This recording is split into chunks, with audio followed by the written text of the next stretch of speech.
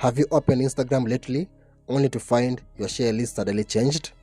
People missing, weird suggestions, or the order is messed up? You're not alone. In 2025, this has become a common issue, and it's happening for a few key reasons.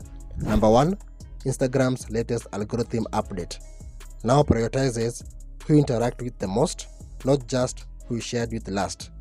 Number two, cache data or outdated app versions can cause glitches in your share list. Number three, sometimes it's simply a result of temporary server bugs or sync delay between devices.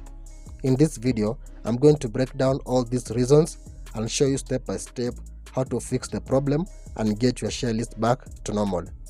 And if you find this guide useful, like, share and subscribe for more videos like this. With that being said, let's dive in.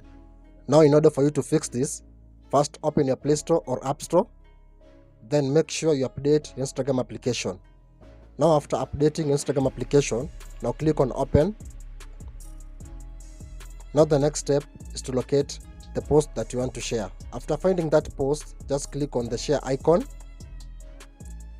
Now here at the bottom, just click on share button.